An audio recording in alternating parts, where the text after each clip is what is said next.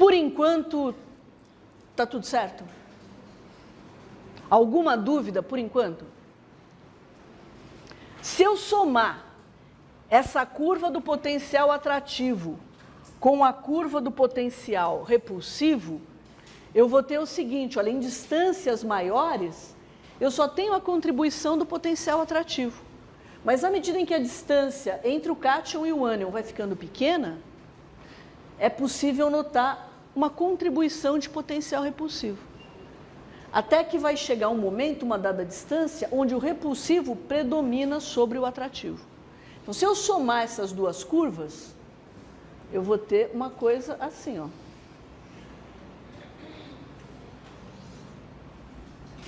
Essa curva em branco.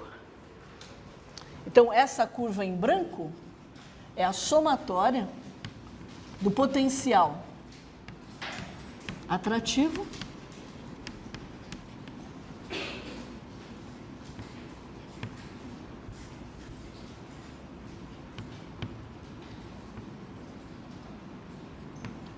com o repulsivo.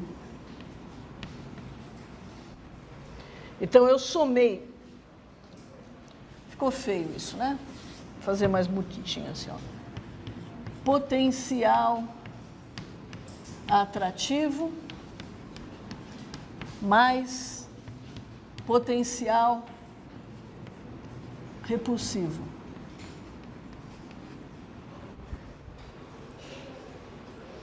Vocês estão notando a semelhança entre essa curva em branco e aquele desenho ali?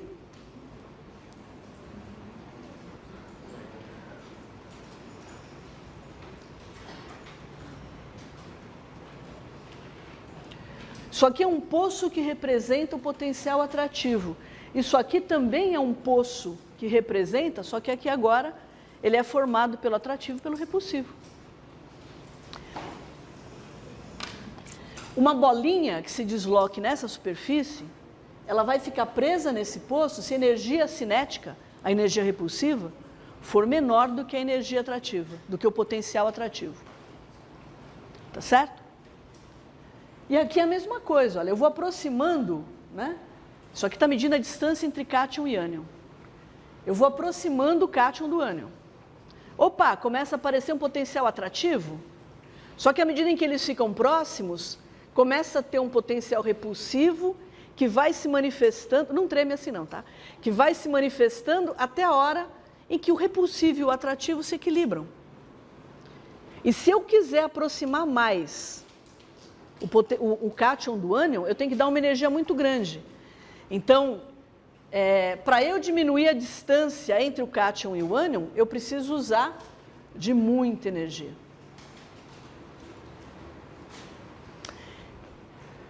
Ó, esse fundo aqui desse poço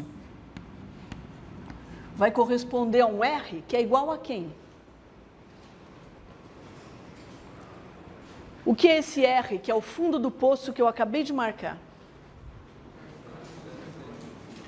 Oi? Acho que eu estou ficando surda, que coisa horrível. É o quê? Ah, mas você que está me sacaneando, você está colocando a mão na frente. Fala. Ah, mas o que é isso? Oi? Como é que a gente chama essa distância?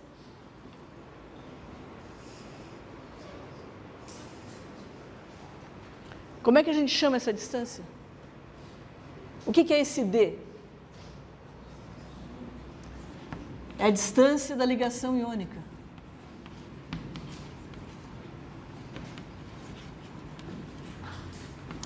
Então, esse ponto aí, esse ponto aqui é o D, que é a distância da ligação iônica. E essa diferença de energia aqui, ó,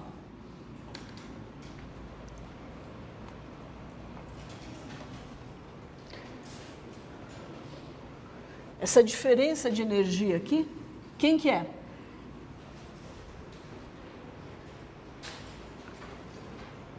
Esse U que vai, porque isso aqui é zero, né? Até esse valor aqui que é o fundo do poço, o que que é? Oi?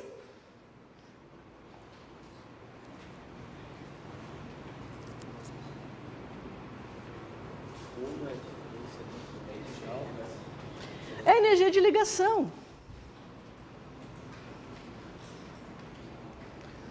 É o potencial atrativo que faz com que cátion e ânion permaneçam juntos. Essa é a energia de ligação. Esse U aqui da minha equação.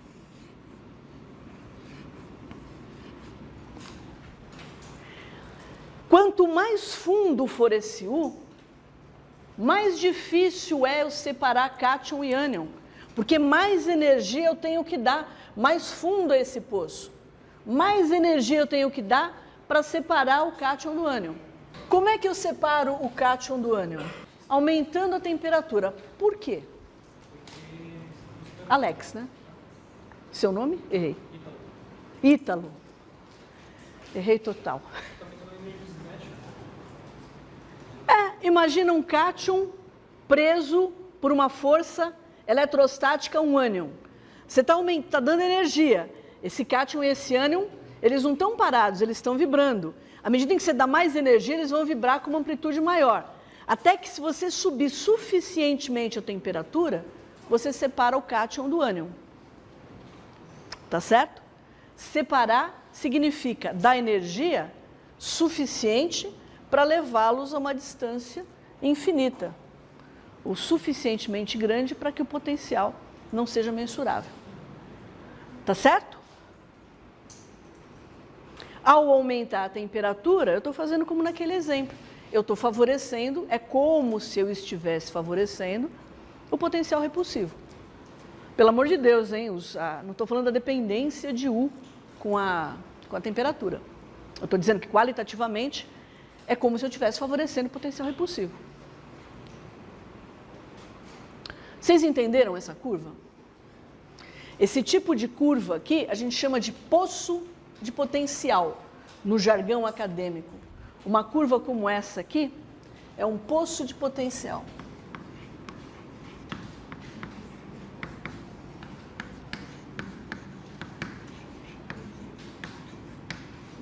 Por que eu falo disso quando nós discutimos ligação iônica?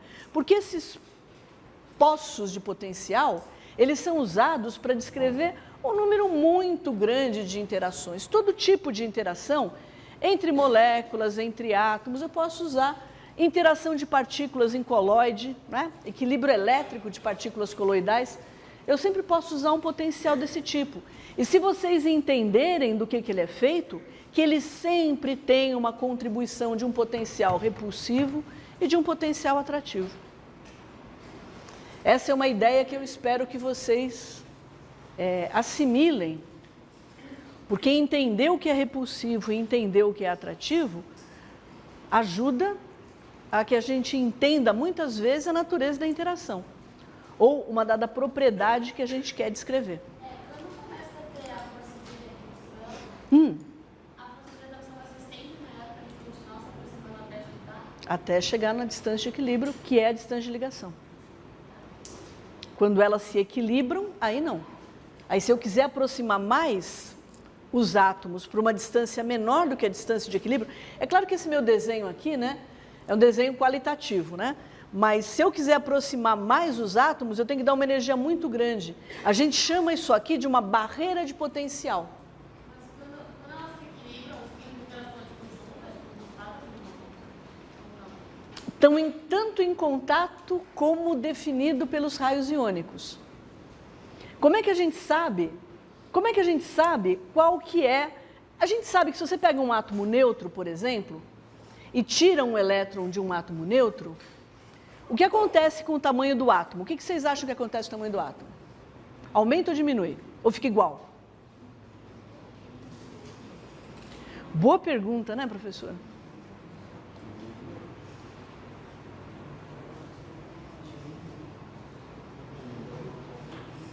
O que você acha? Não tem opinião? Por que você acha?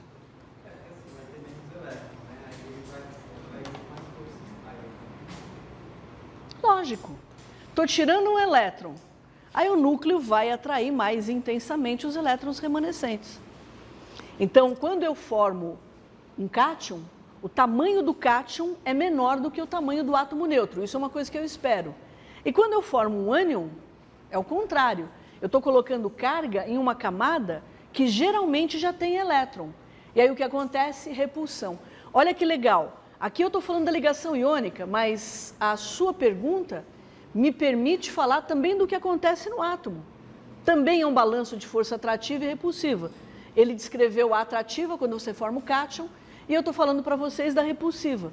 Quando você forma o ânion, você está colocando um elétron numa camada que já tem elétron.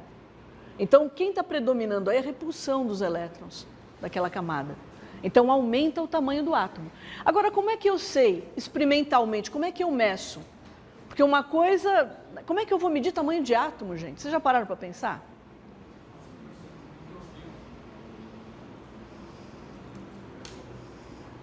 Volume, pode...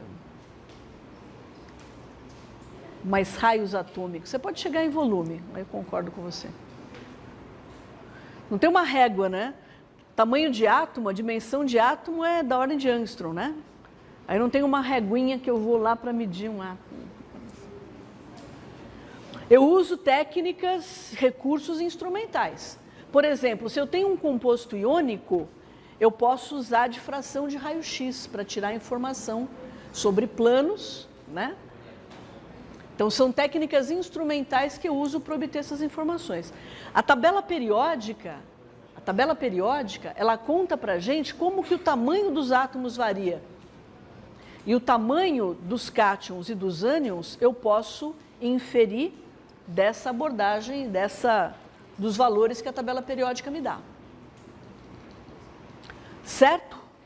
Então, prestem atenção que eu tenho raio atômico, eu tenho raio iônico e tenho raio covalente. São três coisas diferentes. O raio iônico de um átomo é o raio que eu obtenho ou que ele assume quando ele forma um composto iônico. Mas ele pode formar um composto, ele pode formar uma substância covalente, eventualmente. Aí não vai ter formação de carga. Então, eu espero que o raio covalente seja diferente do raio iônico. O que é o potencial atrativo? É por definição. Isso, juro que não sou eu quem quer. Potencial atrativo, ele é um potencial negativo, né? O próprio potencial gravitacional, né? Você sempre busca, é uma tendência mecânica. A gente sempre busca, mecanicamente, os corpos sempre buscam uma posição de menor potencial, ou de menor... Se eu soltar, vamos pensar na energia potencial. Se eu soltar esse giz aqui, tem uma probabilidade, olha como a ciência é. A segunda lei da termodinâmica, ela me diz que se eu soltar esse pedacinho de giz, existe uma probabilidade extremamente pequena, porém diferente de zero, de que se eu soltar esse giz aqui, ele vai ficar paradinho e não vai cair. A segunda lei da termodinâmica me diz isso. Só que se isso acontecer, todo mundo vai sair correndo, né? Ou se o giz sair andando, vai todo mundo sair correndo. Então, se eu soltar, a probabilidade maior é que ele caia. Caiu, que bom. Quando ele cai, por que ele cai? Ele está buscando um mínimo de potencial, não é? Para eu trazê-lo a essa posição, eu tenho que dar energia para ele. Os corpos buscam um mínimo de potencial. Um mínimo de potencial. E não um máximo de potencial. Então, nós convencionamos que esse potencial atrativo ele é sempre negativo, porque você define o zero a uma distância infinita. E o potencial é atrativo, então eu tenho essa curvinha com essa cara. O que você falou do raio iônico, por exemplo, o raio do cátion tem que ser menor do que o raio do átomo neutro, vai para o átomo também? Então, no caso do ânion, o raio aumenta ao invés de diminuir. Porque, no caso do ânion, você está colocando um elétron em um átomo, em uma camada que já tem elétron. Mesmo que seja um elétron só, no caso do hidrogênio, se você fosse formar o H-, você estaria colocando um elétron numa camada que já tem um elétron. Aí você tem a repulsão entre esses elétrons. Então, o raio do átomo aumenta. Se você tira elétron, o raio do átomo diminui. Porque você tem uma força atrativa entre prótons e elétrons. Se você tem menos elétrons, eles vão ser mais fortemente atraídos pelo núcleo. Pois não. Tem aquele negócio da força ser influenciada pela carga. Esse R influencia nessa força da carga? Não. Esse R, ele está relacionado com a natureza da substância. Eu já vou mostrar para vocês. Normalmente, quando eu dou essa aula para físicos, eu falo explicitamente sobre esse R, sobre a forma que tem o R.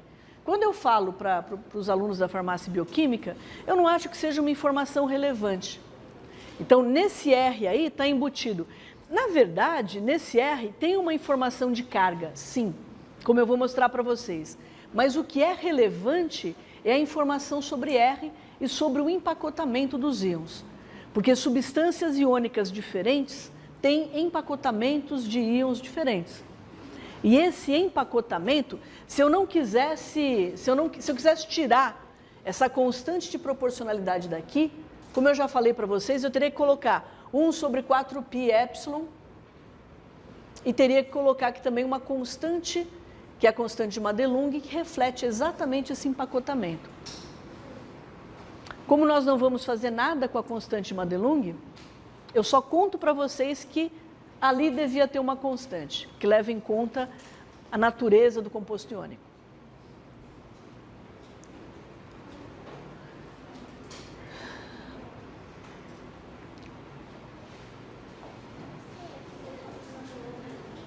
O quê? Não entendi. O que é esse empacotamento? É como os íons. Ela está perguntando o que é o empacotamento. Eu não posso aproximar, eu não tenho o mesmo tipo. Se vocês imaginarem cátions e ânions como bolinhas, elas não estão igualmente arranjadas, no espaço. A gente tem diferentes tipos de acomodação. Deixa eu falar uma outra coisa para vocês. Eu não sei como é que foi o eletromagnetismo que vocês aprenderam. Não chama eletromagnetismo, como é que chama? A parte da física que estuda lei de Coulomb no ensino médio? Como é que chama? É eletromagnetismo mesmo que vocês aprenderam? Como? Eletrostática, normalmente dentro de eletromagnetismo. Ou não. Mas, eu não sei se vocês se lembram dessa... Vocês já ouviram falar de princípio da superposição de campos?